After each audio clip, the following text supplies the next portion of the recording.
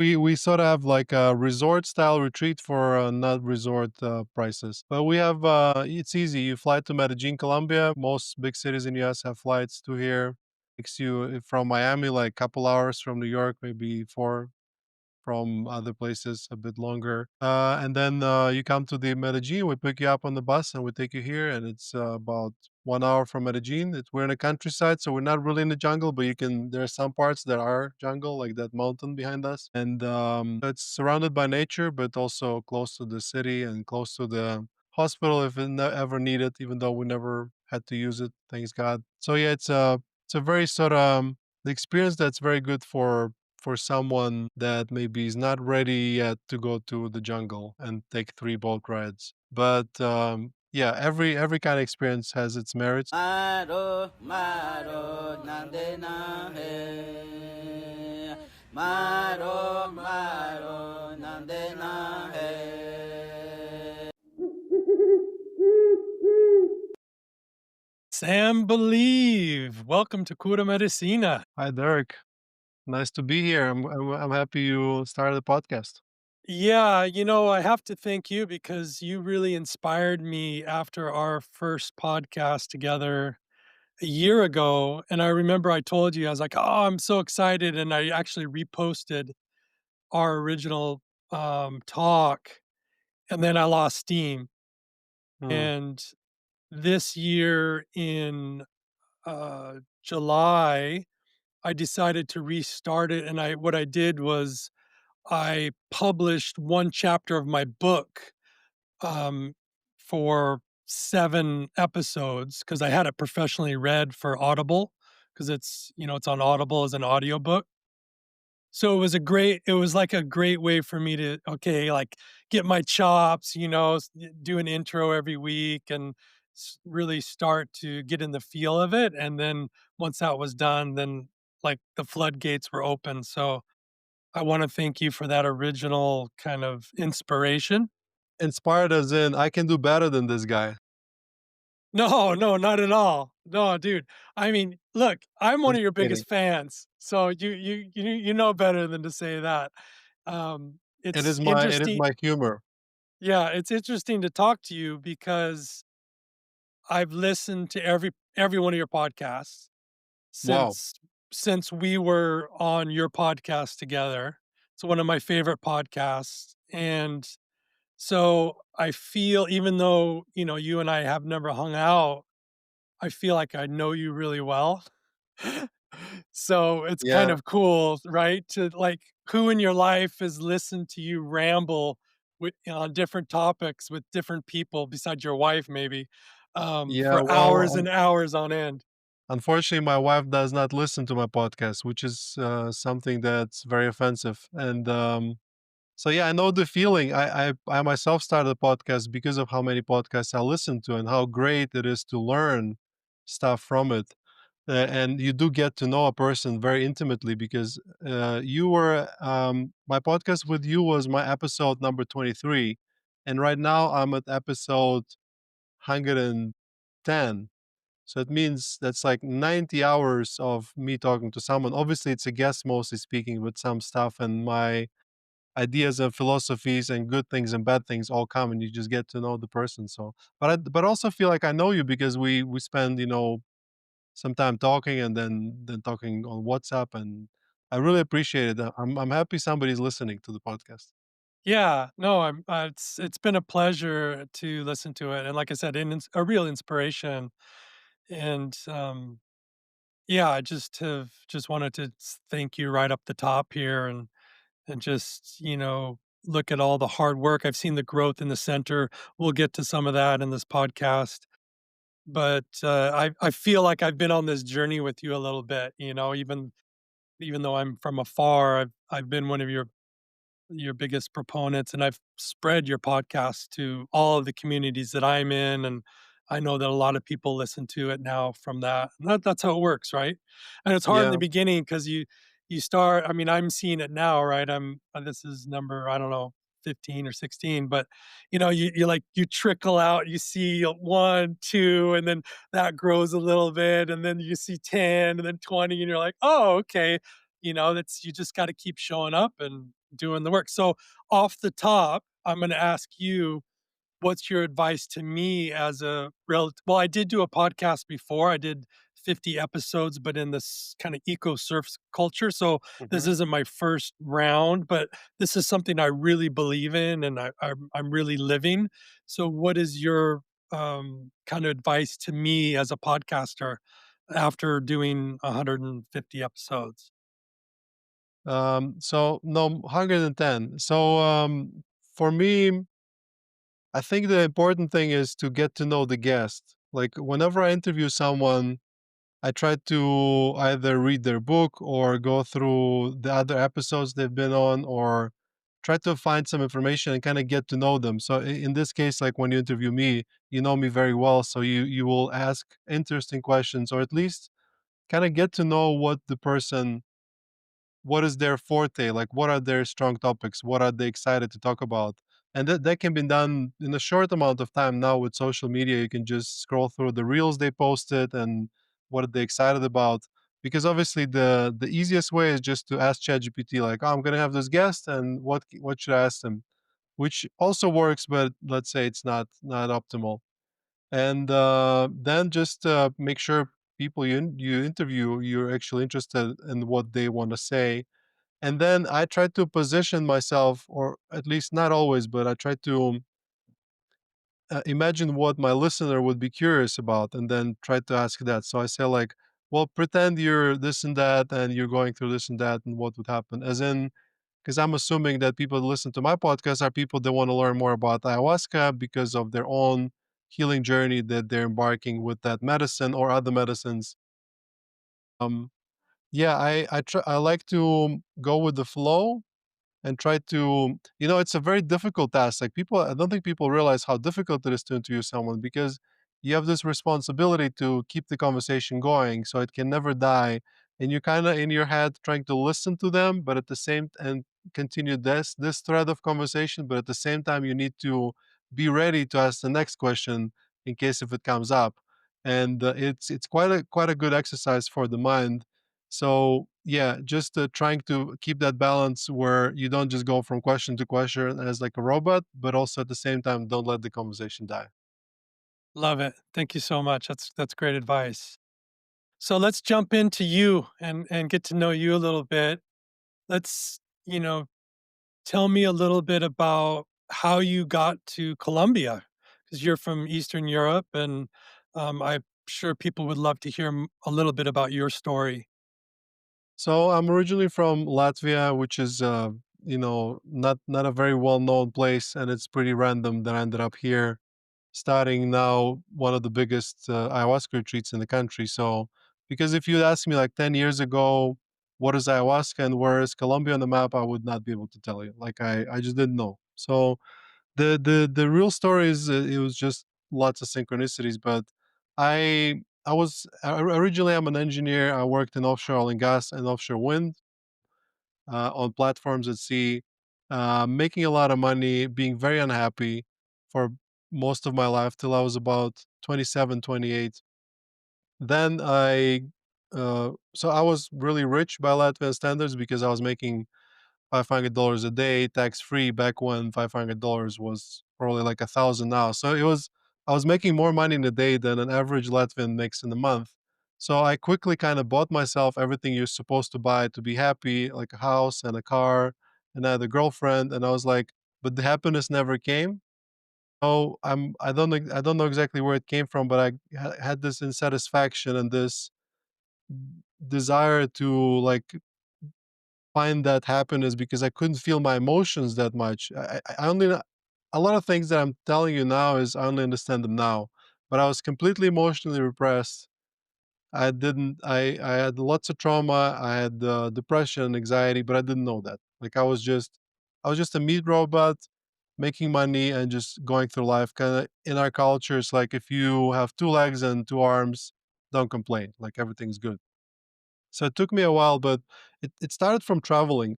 I just the only thing that would get me excited in life was, I remember we had a new colleague joining our platform, and he was like, "Oh, I went to Argentina," and I was like, "Wow, oh my god, this is so exciting! Like, this is so interesting! Like, oh, well, how was the food? How were the people?"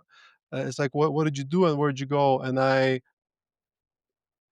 through some miraculous thing, I did what I would never do normally, and I just went, quit my job, quit my relationship, and I went for a 1 year sabbatical to travel through South America, starting in Colombia. And I spent 1 month in Bogota, 1 month in Cali, 1 month in Medellin, 1 month in Quito, 1 month in Cusco, 1 month in Lima. And then I got offered a job because I was running out of money. I took the job. And as I was thinking about coming back to South America, I realized that the further I went from Medellin, the less I liked it. So I just came back to Medellin. And for a few years, I was half a year in Medellin, half a year in Eastern Europe. Actually, I spent a lot of time in Ukraine as well, and I was deciding whether to settle in Medellin or in Kiev. Luckily, I chose Medellin. Otherwise, I would be fighting different battles now. And as I came here in Ecuador, I met a friend who worked in UN. He worked with indigenous people, and he was telling me about this medicine that heals everything. And I back then, I mean, I still thought of it as a drug, and I was like, what do you say? Like taking drugs in the jungle and puking? Like, you're crazy. I would never do something like that." And little did I know that, yeah, about 3, 4 years after that, I felt strong calling because I met my wife now, and we had a miscarriage, our first baby. I was extra depressed and I was extra confused about what I feel and what is life, and kind of trying to find what's my next step going to be. And I started drinking the medicine, and my first ceremony, it was just beautiful, and I was like, whatever, like it's not really that important. But after that, invisibly, my life started changing. I started like setting big goals, believing in myself, manifesting that future, which by now became reality completely. So it's including like manifesting how many kids I'm gonna have and their genders and everything to a T. And but I didn't know what I'm gonna do, but it all came to play. So synchronicity started happening, and my life started guiding me. And as I was ever since then, I'm in this path that So how did is you very get to clear. that first ceremony? What was the pivot? Was it a So friend? at that moment, I was already curious about ayahuasca. I've already heard about it, but I always thought that to drink ayahuasca, you need to go to Peru or maybe Ecuador or Costa Rica. I was in Colombia for a while, but I didn't know that ayahuasca was a thing in Colombia, partially because it was overlooked during the narco period and all the psychedelic tourism went to Peru, and partially because in Colombia it's called jahe, has a different name. So I was already curious, and I was at this ice bath event. So I was kind of already working on my healing in a way, and I was at this ice bath event, and I've overheard two people speaking about ayahuasca, and they said, "Oh, it's actually here. It's available. We're going next week." And I was like, "Sign me up!" And I just jumped into it, and the rest is history. Amazing, brother. Amazing. Could you give a quick overview of the difference between yahe and ayahuasca? So on a very top level, it's just a name. It's just the way it's called. On a more deeper level, I used to believe that jahe was ayahuasca vine and chagropanga or chaliponga DMT shrub. And the Peruvian one was ayahuasca and chacruna DMT shrub. So different source of DMT. But recently I've learned that actually they use both intermixably. So um, I've never really tried Peruvian ayahuasca. I tried Colombian ayahuasca from many different traditions, but we've hosted a couple thousand people here at Lawayra, and based on what I've here, some people say Peruvian is weaker but lasts longer. Some people say Colombia is more purgative, and some people say Peruvian is more purgative. So I could not find one definitive answer. So I think the medicine itself is very similar. It's like analogy I like to use. It's like McDonald's Big Mac, or like Burger King Big Whopper, whatever. It's still a burger, and if you eat it, it fills your belly, so it does the function. I think the difference comes in the tradition itself. Just in Colombia alone, I think there's 7 or 8 different tribes with different traditions. There's more in Peru and Brazil, and that's where the variety comes to play. Because Colombian ceremony or Inga tradition, with which I've been working for the last 3 years, it's different because the it's a musical tradition. There's ceremony music playing, not all the time, but it's playing, and there's dim lights and there's fire burning.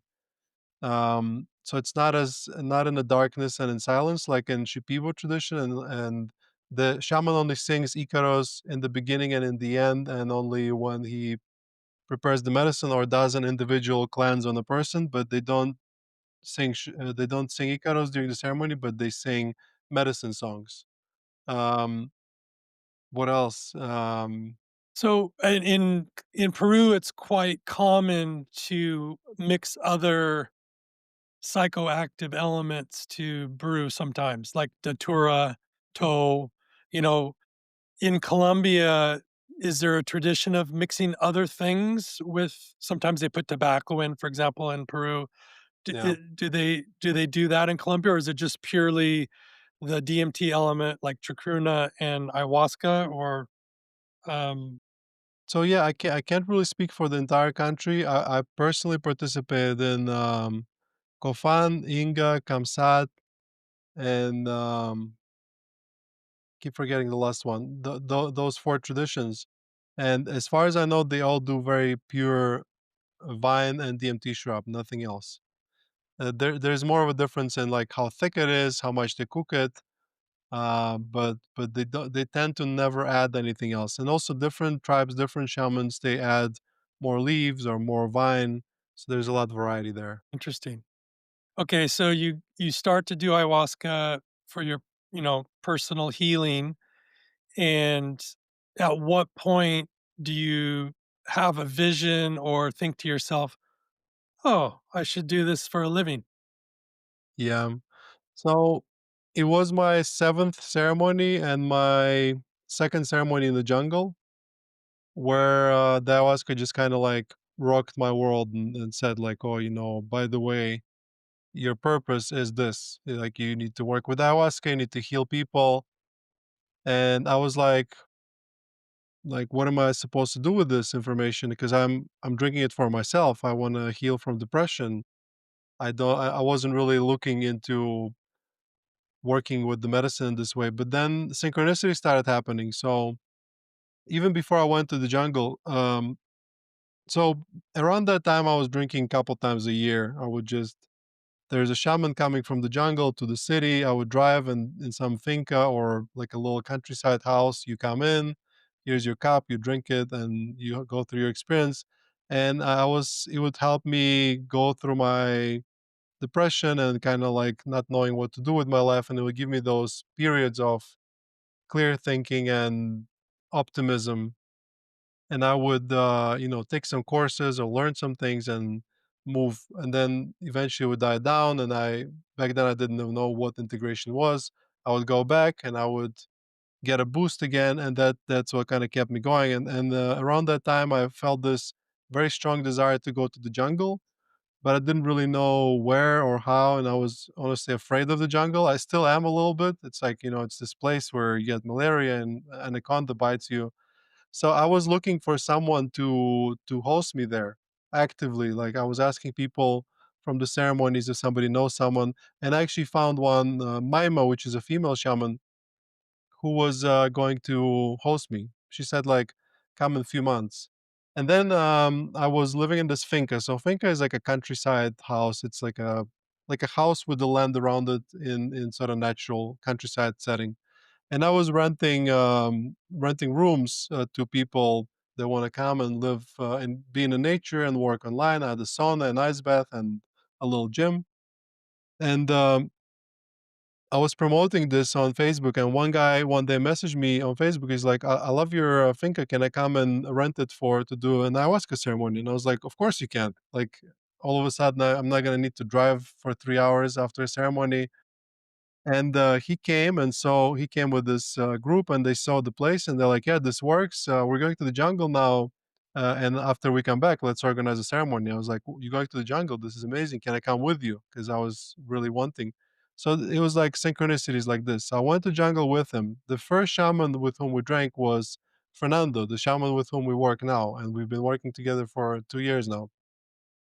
And then the second ceremony, I actually drank with this old lady that I met. It was my seventh ceremony, and everything opened up, and it said like, "Oh, you have to heal people." It didn't tell me go start an ayahuasca retreat. It told me that I can basically I'm a healer, that I can heal people, and kind of showed me how to do it.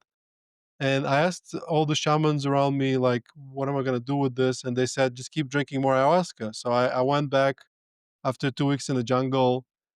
I had good ceremonies. I had really bad ceremonies. Some of them were nightmarish. But I still believed that vision. I came back and we started organizing ceremonies. But this guy that came and rented my space, he said that he had permission from a shaman to give the medicine. Later on, I learned that he didn't. I learned it about a year later that he was actually never given a permission. He was a bit of a kind of like not a good guy. So what he did was instead of renting my space and doing the ceremony as he promised, he said, "Why don't you organize everything? And I'm just gonna come and give the medicine. We do it together as a partnership." And we did it for a few months, but the problem was that like I would buy mattresses and chairs and buckets and firewood and stuff like it, and he would give me like pennies, like not even enough to pay for the firewood. So I eventually got tired of this and I wanted to start working with other shamans. He was really upset because he started like manipulating me with fear that like don't do it, it's so dangerous. And so we parted ways. But what he did, and it's interesting because I realized that sometimes good things happen even through bad people or unpleasant events. But because he basically gave me all the cards, I ended up with this retreat center.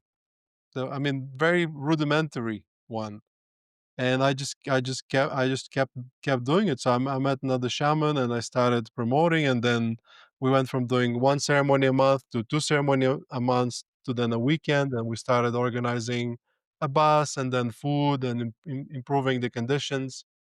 And people kept coming, and then more people kept coming, and they enjoyed the experience. And we started doing word circles and integration, and then eventually we outgrew the space and we had to find a bigger space which we knew of because my wife's parents, she's from that area. She grew up like here in the countryside. My wife's parents, they were working at this finca where we currently are. Um, and we've been here before. We stayed here before for a few weeks. And I actually, as a joke, I told my wife one day I'm going to buy this finca, and I had no money, so it was a very interesting thing to say. But we started renting this finca to organize events, and in order for us to do it, to make it work financially, we needed to number one increase the price, and then do a 1 week retreat, which I was really afraid. I thought people are never going to want this, but we had no choice, so we came in and people liked it. And then we started doing 1 week every month, and then 11 days, and then 18 days. And we've been doing 18-day retreats every month for at least 2.5 years now. So 4-day retreat followed by two 1 week retreats. And some people come for 4 days, some people come for 11, and some people come for 18. Growing and improving and growing the team. My team now is 49 people, actually, including people here and remote people. So it's a very complex operation now, but we kind of kept that family vibe and the the the the the feeling when people come is like love and support, and people just keep bringing other people, and we just keep developing. So that's the journey. But basically, as I like to say, decisions came from somewhere else, like synchronicities, and we just did all the work, a lot of it. Beautiful. Like for a few Yeah, years, I was working since I woke up till I went to bed. So I would right now the work that I do is done by maybe 15 people. So I would do everything from waking up, replying to messages, writing blog posts, posting on social media, going to get groceries, coming back, being in a ceremony, singing songs, washing buckets, like, and there's more. I did everything from the morning till the evening, and then started getting volunteers and then permanent team members. It's a yeah, it's quite a journey, yeah. Yeah, it's a startup, right? You were in startup mode, doing as much as you had to do It's like to a make it startup, happen. but without the money. Yeah, but you got the love, baby. You got the love. So in those early days, I assume that the participants were from Colombia, like in the very Yeah. early days. When we first started, it was about 30% foreigners. From The rest outside of Colombia or no, no? yeah, 30% foreigners and the rest were locals. And then as we went and basically as we went doing longer retreats, we started having less locals because for them, they have like readily available one ceremony here, one ceremony there. They did not really this retreat format is not really popular amongst locals because they don't need to. They can just come and drink ayahuasca on the weekends when the shaman comes from the jungle. And of course, if you take away accommodation and food and transport and all the complexities of organizing a retreat, it's also much cheaper. So I don't judge them for that. But for now, I'd say we're maybe 5% Colombian people and the rest is foreigners. But I think that as the time goes on, more of them realize the value of this kind of immersion. But it's not a thing. It's like it's interesting that Colombia in its history, only about 10 years ago, they started opening like really nice coffee shops. But for about last 300 years, they're providing the world with the best quality coffee. But they weren't drinking the best quality coffee, they just exported it. So it's similar here. It's like the best way to do the medicine and the best care is kind of for foreigners, but they themselves do sort of like less well organized things. I mean, part of the reasons are economical as well. But as time goes, more and more people start seeing value, and we get. I think our Colombian audience is starting to grow as well. And it's not always the money thing. So, for example, people spend money, for example, on glampings. They're gonna go for a weekend. They're gonna spend same amount of money as the weekend retreat at our place, and it's kind of acceptable because culturally it's been developed this way. But if they know that they can, it's medicine and it's for healing, and they know that they can do it cheaper, they don't really see the difference. But I think comparing those two formats is like comparing a um, a hot dog stand with very hot, tasty hot dogs to like a Michelin restaurant. Like the amount of labor that goes into it. You like the food references. Yeah. One thing I was thinking, what does the current demographic look like in your, you call them patients, right? The patients that come. It seems a lot of Europeans, or is that just my I would assumption? say 40% North America, 30% Europe, and then the rest from all over the world. We have this map in the eating area, and it's has pins. People when they came from, it's like it's pretty well diversified, but mostly yes, North America and Europe, and then Australia, places like this. Yeah. And do you notice a difference in the way a person approaches the medicine if they're from a certain place? Like if they're from Spain versus England versus Russia versus, Good question. Not really, because most of the people that come to drink with us, they're first timers, and they kind of accept our model. So we kind of set that culture even before they come. There's a preparation course, and we set that culture of focusing on healing and reverence, but at the same time um, minimizing the sort of the fluffy part. Like there's not too much of um, there's not many distractions, so we don't really have that much dogma. It's most of the information comes from the medicine. So I feel that people in the beginning, before we had this robust process of preparing people and setting that culture, it was difficult because some people coming, oh, there's just another drug, and other people coming, they were very spiritual and very kind of understanding what it is. But now it seems to be, I wouldn't say that one country is better than another. There are certain attributes that you assign to different countries.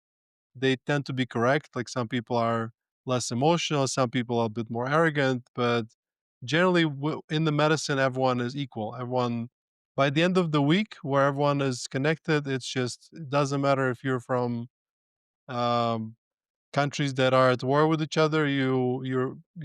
Everyone's loving each other and everyone is joyful and happy, and that's the most satisfying part of this work, because you see how quickly people can get to see what else is possible in life. Beautiful. Yeah, I wish everyone could, like you have said many times on the podcast, if everyone drank ayahuasca, we'd live in a very different world. Yeah. One thing I'm wondering about, I've sat with a Colombian or in a few Colombian ceremonies, but as you said, different there are different tribes and different traditions. I'm curious, can you walk us through, if I were to come sit with you, walk me through the ceremony, you know? So yeah, there's different traditions, but also we're also doing few things a little different just here specifically at Lawayra. Like when we first started working with medicine, we would start ceremony at like 10 p.m. And then I asked the shaman, is there any reason we're starting that late? And they said, no, actually, in the jungle, we drink at 6 and we drink in the morning, and it's like everything is possible. And I was like, well, why don't we start at 6? Because then we can do the ceremony and there's still enough time for everyone to rest. And in the morning, we can start another day. But so we actually have a ceremony. Let me start from before the retreat starts. So people sign up, and then they go through the questionnaire forms and all the medical checkup stuff, and then they go through the preparation course. It's a 3.5 hour course, which is pretty complete. Like by the time you're coming to the retreat, you know how to navigate the difficult psychedelic experiences, how to set intention and everything and more. So when they come, they already know the place because they watch the tour. They know where to go. Then we still have a few more workshops to refresh the information and teach them more. Then there's word circle. The group gets to know each other. So for the first 26 hours, there is no medicine. It's just people getting comfortable with the space. So by the time they drink the medicine, they can relax. Then on the second day, there's more workshops. There's some yoga, obviously, there's lunch, breakfast, and lunch, and then in the evening, right now, in about 50 minutes from now, the ceremony starts. But before the ceremony starts, half an hour before, there is also a meditation session, so guided meditation, so everyone can relax, feel nice. And then the taita comes. He uh, sings his ikaros, blesses the medicine, prepares the altar, and then we start calling people to the altar one by one. They take their cup and they go back to their mattress, or they go and sit by the fire, and the ceremony starts. And we serve 2 to 3 cups, depending on how much a person needs. We start slow, and then we find everyone's dose, not to overdose them and scare them too much, and also to make sure everyone is connecting. And then around 12 or 1, the ceremony is over and people go back and rest. But during the ceremony, there is 1 hour after the first cup, the medicine music starts playing. Obviously, there's fire, there's saumerio or copal, the smoke. There's um, the place. It's a ceremonial container. The shaman is doing his work, and then we have this band that plays very beautiful music. Music starts slow, and the people go through the process. They're purging. We have 8 bathrooms, which I'm very proud of, because so that there's no traffic jams in the bathroom. And then there's a second cup. 2 hours later, people go through the process. Somebody takes it, somebody don't. It's optional. And then the music kind of intensifies, and then it ends with like a very joyous crescendo of music. Some people can't resist. They start dancing.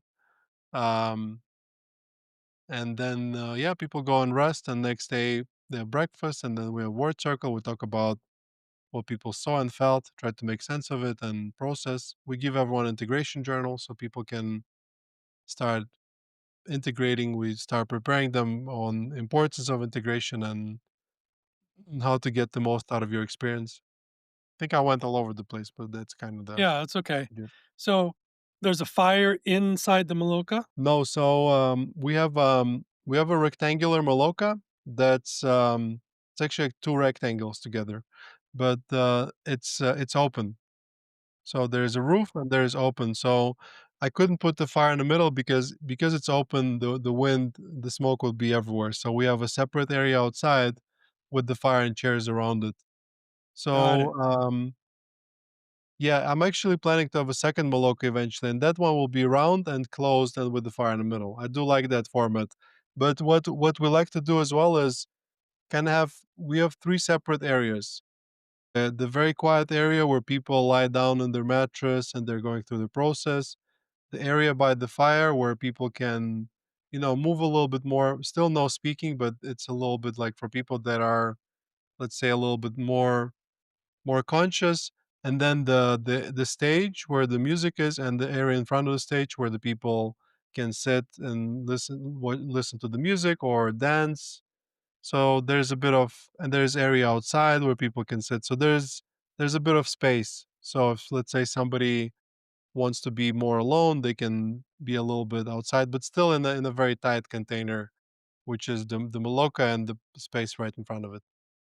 Okay. So, the shaman starts with Icaros. Are the Icaros in Spanish or are they in a tribal language? They're in the Inga language, the language. I think it's from the Quichua language group, but Okay, so it is you do Quechua. hear some Spanish words here and there as well.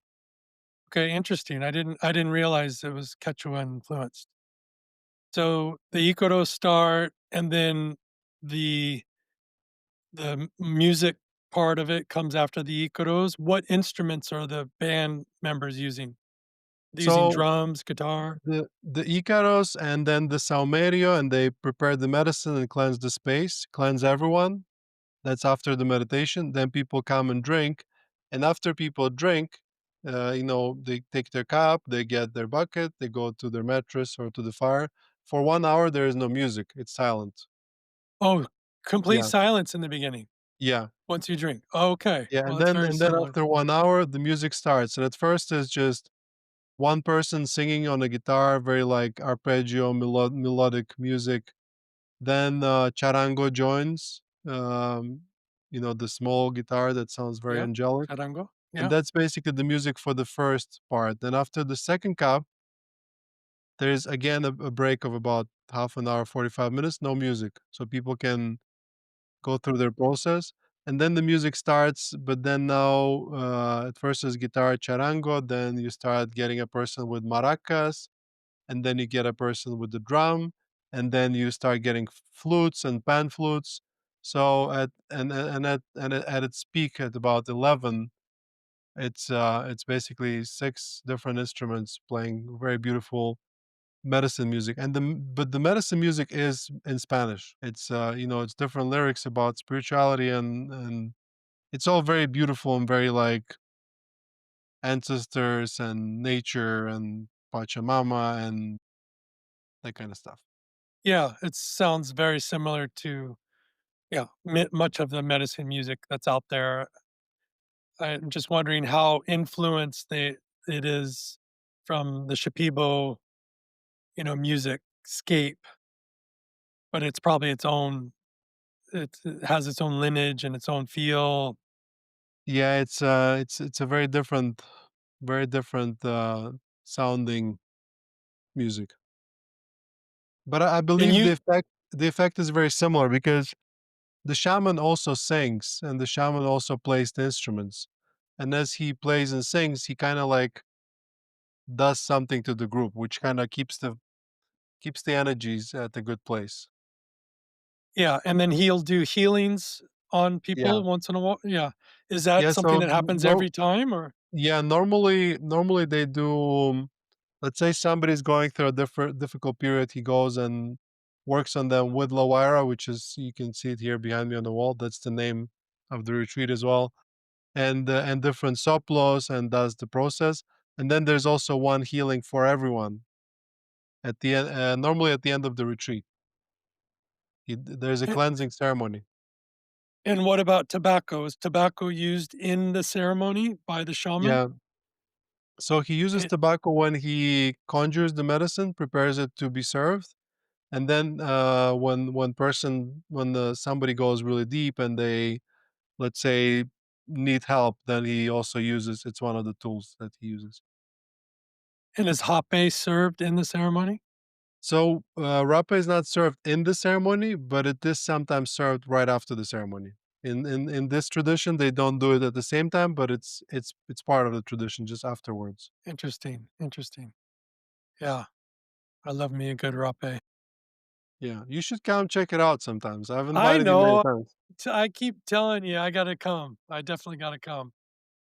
Yeah, I really the shaman that I sat with here, Cesar, I sent you his retreat center, I don't know, a year ago or so.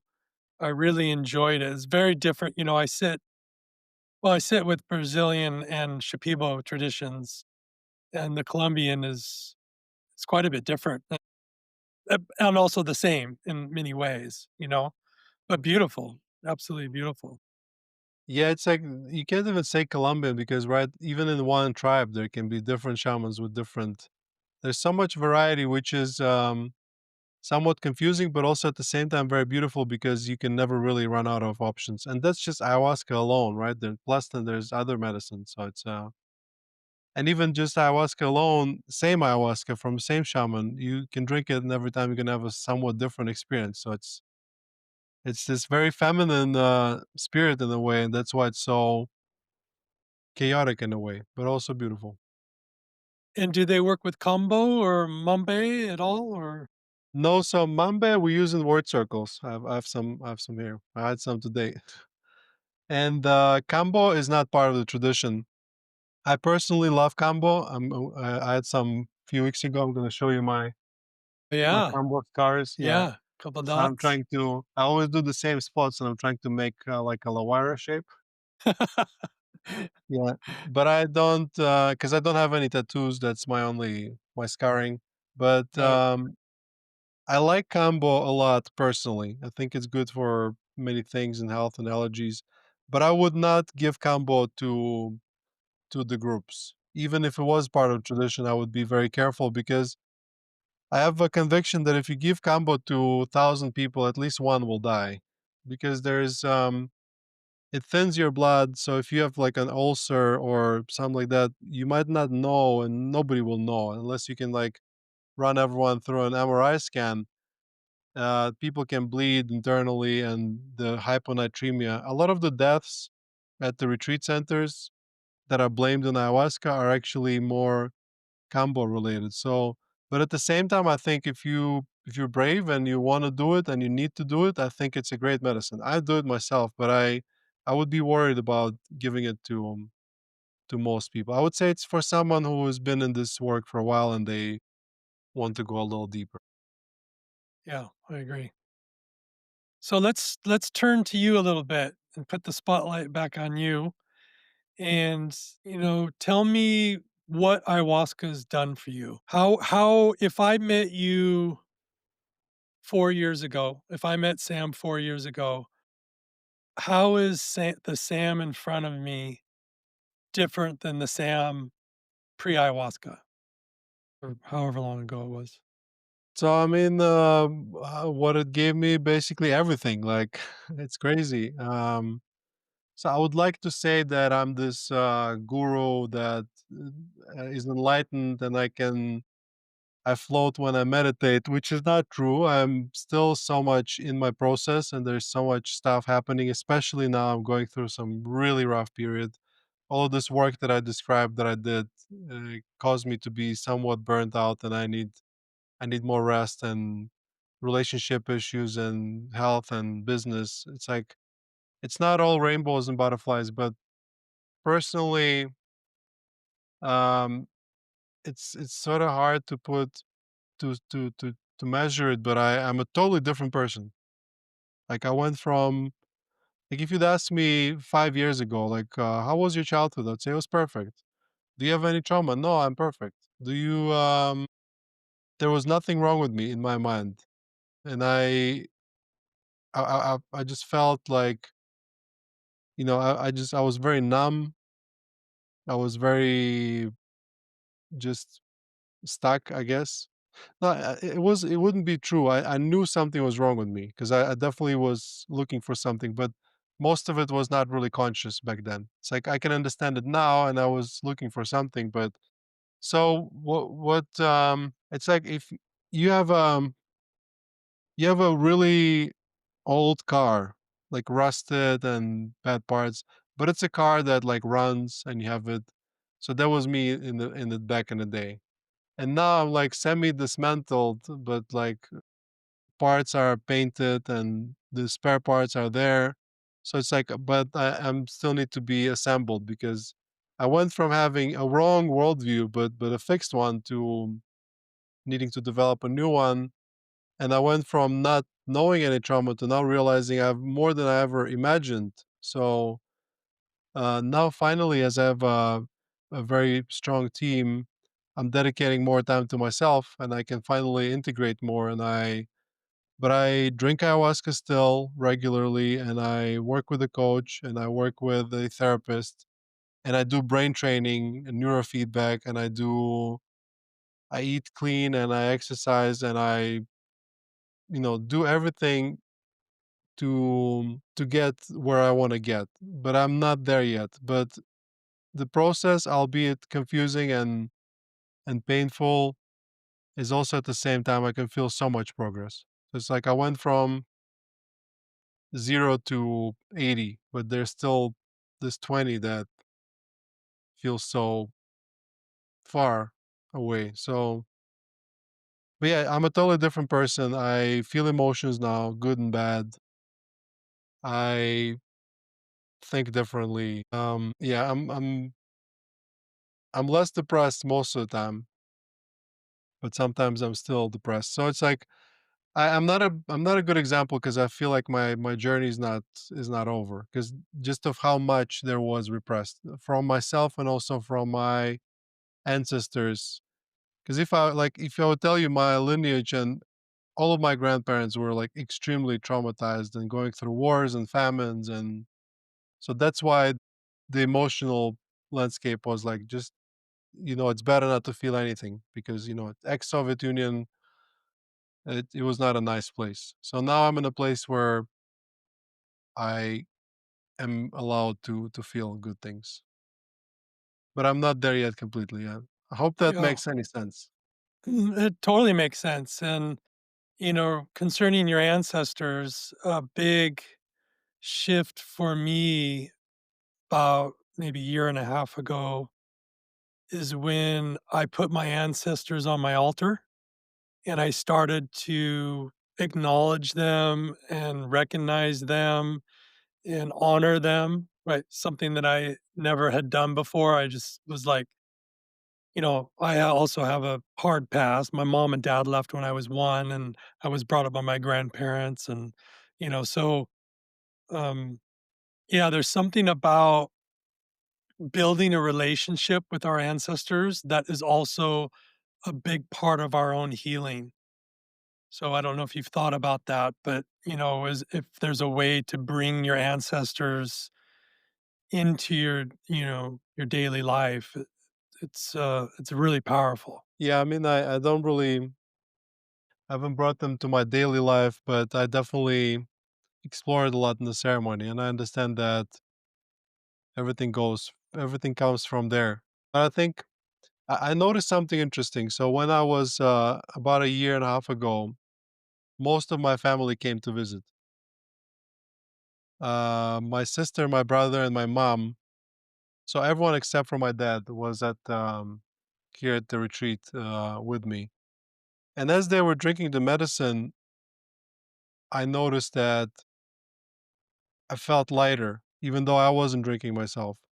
So it's like for the first time ever, I was not the only one pushing that karmic load or whatever it is. So I think there is also this aspect of that connection between the family members. But yeah, I still so basically I have the podcast, right? And I've interviewed hundreds of experts, including yourself. And I have a retreat and I've hosted thousands of people and helped them go through their healing. But I myself sort of postponed my own process up till very recently. I would drink the medicine once a month just to stay connected, and I would just work my ass off. And now I can be like, okay, I have all this knowledge and I have this perfect healing space that I created for everyone and for myself. And now it's my time. So I'm actually, as soon as we finish this podcast, I'm going to the ceremony. Beautiful, beautiful. And let's talk a little bit about, I know this is kind of a new territory for you, but your your spiritual journey, like the feeling that, the Sam pre-ayahuasca, the scientific mind has now been bombarded in ceremony with Egyptian images and images of gods that you never even knew existed. Like, how do you reconcile that new worldview with your old worldview? And are you doing anything in your daily life to cultivate that new worldview? I'll show you what I'm doing. I don't know if you can see. You see this image Yeah, I see it. with like different sort of things that I encountered on my journey. So I have it on my screensaver, so I remind myself. But yeah, I went from being an engineer working in offshore oil and gas, so very and also Eastern European, and generally my mind is very logical and it's all squares on top of other squares. To now to and having like a worldview, we here, we live, we have to enjoy because then we die and we rot and we disappear and nothing really matters. And it was a wrong worldview, but it was a very fixed one and it didn't cause me any trouble because I didn't need to analyze it. To now being like, what the hell is this? What is real? What is not real? Like things that I would easily disregard in the past and be like, this is obviously bullshit. Now I'm like, oh my God, some of it is real, but there's still some of it that's fake. And like, what is real? What is not real? And like seeing images like on that image that I show you, there's like I've interacted with Christian angels, like this archangel Gabriel, but not like a pretty form, but like a monstrous sort of like as they were described originally. And I interacted with Egyptian gods, like this Sobek, the god of the Nile, the one with the Crocodile. crocodile head, Yeah. and dragons, and I'm like, well, what is real and what is not real? Which, and what I realized through that, or at least the worldview that I'm forming now is like everything can be real at the same time. So somehow you can have conflicting things coexist peacefully, and everything that we as humans believe in, we kind of put it in the ether and it stays there with the properties that we have assigned to it. Because that story with this, and there's many more other things that I've saw, and some of them I could not really capture or remember. Those are just the highlights of my experiences. But we had an avalanche. So we have a creek going past us and the big mountain in the back. The piece of the mountain, there was this huge rain. It's like once in 100 years kind of event. There was this rain where in 3 hours, the 3 months worth of rain fell, and the piece of the mountain just got so heavy, it just slid down, and all of those stones and trees, they passed right by us, by the creek right next to our Maloka during the ceremony, and I was drinking that day. So it was really scary, and it was raining, and couple more mudslides, and the roads were blocked. This is like once in 100 years event. Like this doesn't happen usually. And right after that event, I mean everything went good. I mean before building stuff, I do land service, so we're firm. Nothing was really hurt, but it was just a stressful, scary event because imagine like 20-ton stones hitting each other like thousands at the same time, like, and you're tripping on ayahuasca. And I had this entire group of people also in the ceremony. So I had to come and control myself and say, like, guys, we're all safe. Like this, before building this Maloka, I did a land survey. They say you can build a 30-story building here, you're all safe. But around them, there were like trees falling and it was scary. So we went through it. Only one person left. He got scared and left. But everyone else stayed. Next day, the road were blocked and the Taita was trying to go and see his family. So we had to everyone was like, okay, from now on, everyone's a volunteer, and people like grabbed shovels, and we started opening the road. And there, people were peeling potatoes because the kitchen team couldn't arrive because there was a road from the town that was destroyed. It was quite an event. But next ceremony after that, so long story short, everyone was safe and nothing really happened. But it was a bonding experience where we like, as a community, we fought against it. But then like 2 hours later, I got an excavator and opened the road, and everything was fine. Next ceremony after that, I was drinking the medicine. And I see this being with the crocodile head. I was like, That's cool." And he was like, hang out with me and sort of teaching me things. And he was showing me this how to cast this spell. It was like this, Doctor Strange style mandala like thingy, very colorful. And I was like, "What is it?" He's like, this is spell for protection. You can do it and then you'll be protected." And I was like, "Well, that's cool." And he showed me like different hand gestures I need to use, and he was like, "Everything's gonna be fine." And then next day I was like, "What is this?" So I looked it up, and in the Wikipedia it said it's the god that they used for protection against elements, specifically rivers. It was the god of Amazing. Nile, and I was like, "Well, can you even come up with stuff like this?" I had no idea. Like I don't know much about Egyptian gods, and maybe the popular ones, and not just me, like hundreds of people that came here, they drink ayahuasca for the first time and they expect, jungle visions and anacondas, but pretty commonly people see Egypt and pyramids and stuff like that. So there's definitely something there. I don't really know what, but my first ceremony was also all about Egypt. But at the same time, I had experiences with, as I tell you, sometimes it's like Christian style deities and Asian, like a dragon. That's a very Asian one, and they all have their lessons, and they all kind of sort of say that they're here to protect and help. So I don't know what it means. I don't know what it is, but it's definitely very exciting because I remember when I was growing up, I really liked adventure books. So much so that in one year I read all the adventure books that were available in the library. Like I was reading while I was on the toilet, I was reading in the breaks in school till late at night.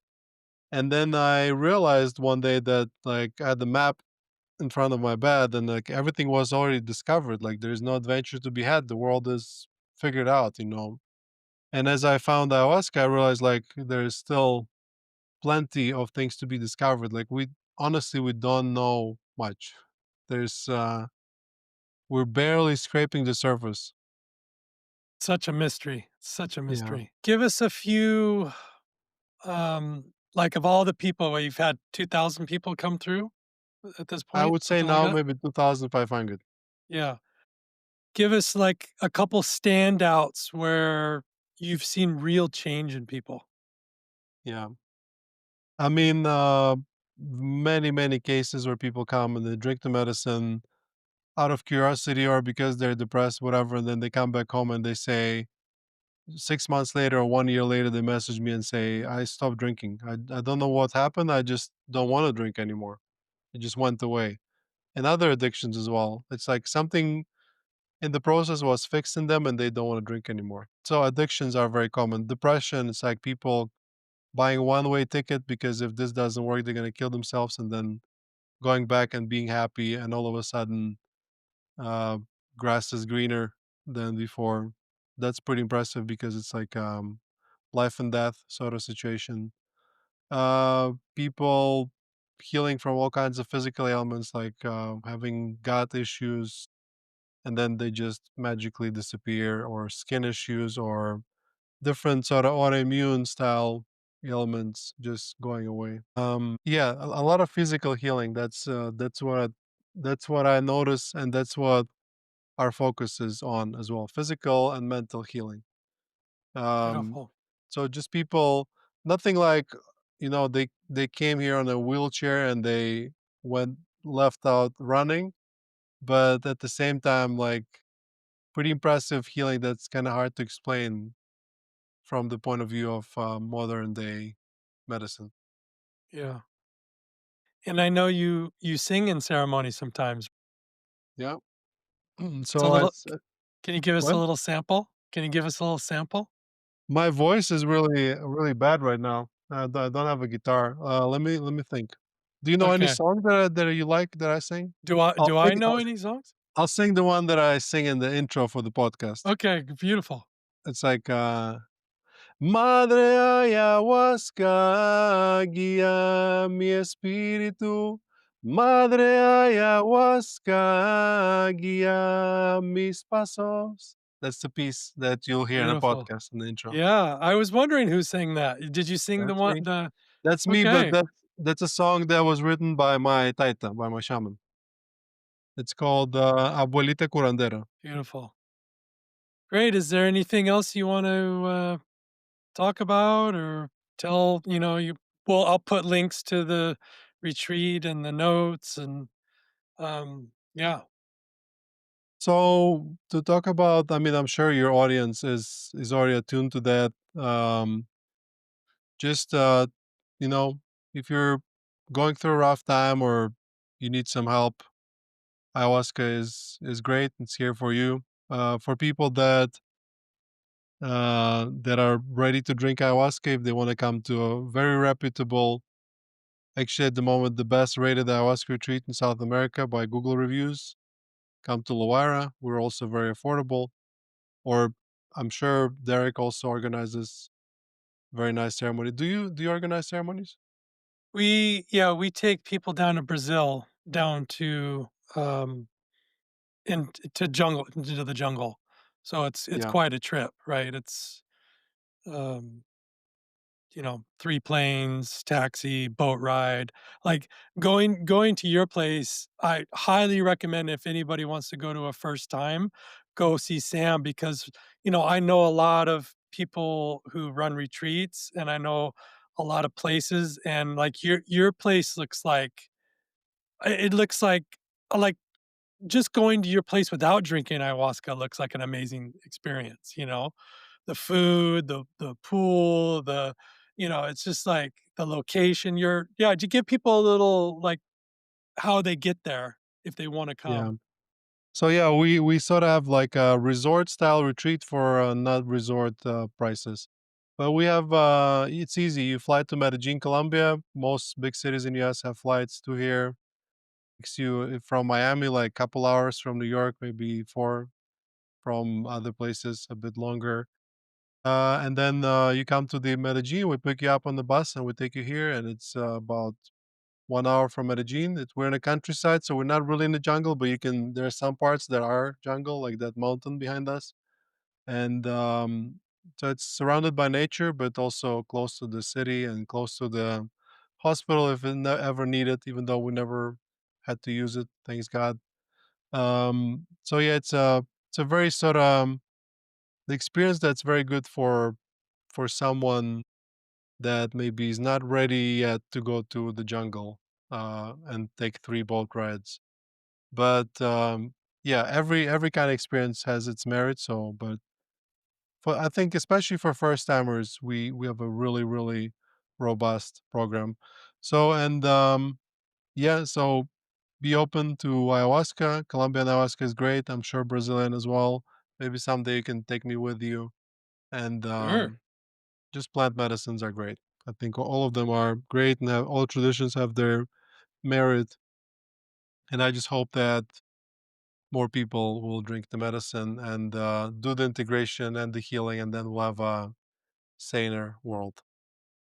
Absolutely. And if anyone's listening out there and, you haven't had ayahuasca, please go to Sam's retreat. It's really after being connected to his content, it's I know he has a big heart and they treat their guests impeccably, and there's a lot of integrity, which, some retreats, lack integrity, and I can see that you guys have just top-notch integrity, which is really important. It's important that you go somewhere that is safe and clean and comfortable, like all the things, that you offer. Thank Um, you, Derek. Affordable too. I mean, your price is, amazing, just amazing. Thank And, you. Thank you, yeah, Derek. it's Thank been you for having me on, and thank you for your work you do. I know the books you write and the podcast now, and yeah, we need as many people as we can to help spreading the word. we do. Thank you, brother. Thank Many you. blessings for your, journey tonight. Thank you. Yeah, basically 15 minutes from now, I'll have ayahuasca in my system. So, Oh my god, I'm a little jealous, I have to say. I'm gonna just do some hot bay after we get off. okay. Alright, brother. Thank you. I hope you enjoyed that podcast with Sam. I really Sam's content on his podcast, the Ayahuasca podcast, which you can find on your podcast networks. And if you'd like to visit Colombia and sit with Sam and his crew, that's lawayra.com, LAWAYRA.com. I have great respect for Sam and what he's created. And I think if you are planning on doing ayahuasca and you'd like to do it in a safe, high integrity place, this is it. The retreats start at around $700 for a 4-day retreat, which is absolutely an amazing price. And you get to go to Colombia and check out Colombia and just be in this fantastic place. So I highly recommend if you're thinking about a trip to check out his retreat. Really appreciate this podcast and my friendship with Sam. If you're listening to this podcast, please take a moment and hop on over and leave us a review or hit that subscribe button. We're bringing you lots of fantastic content, and I look forward to seeing you on the next podcast. Hausch, hausch.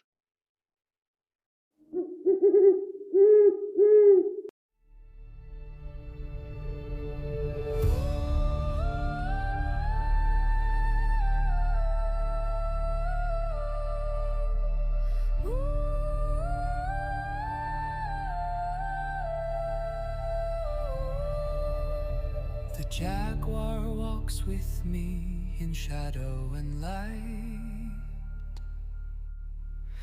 Golden eyes piercing through the endless night. Whispers of leaves sing ancient truths unseen.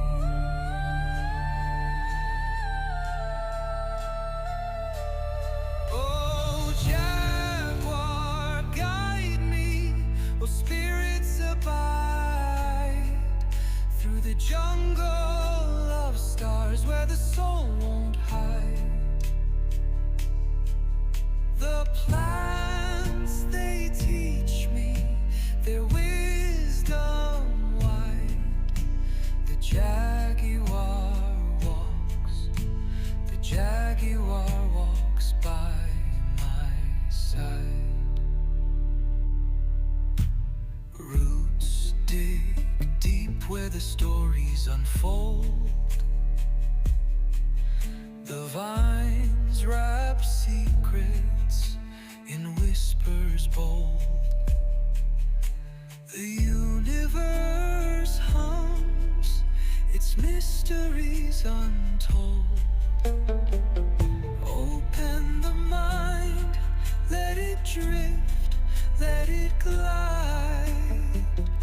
Follow the pulse where the cosmos collide. Oh, jaguar, guide me. Oh, spirits abide through the jungle of stars where the soul won't hide. The plants, they teach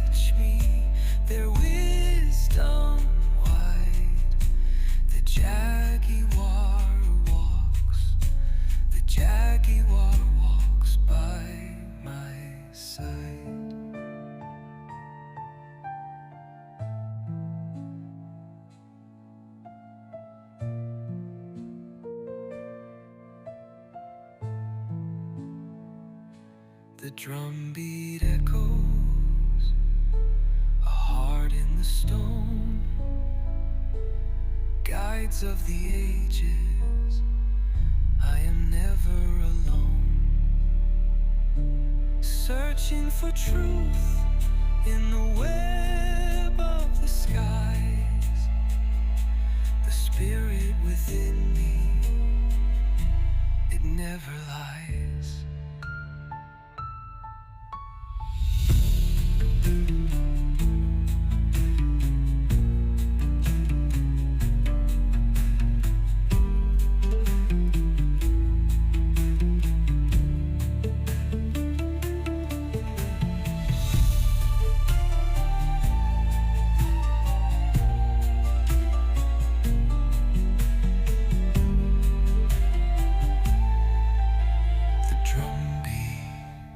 Echoes, a heart in the stone, guides of the ages, I am never alone. Searching for truth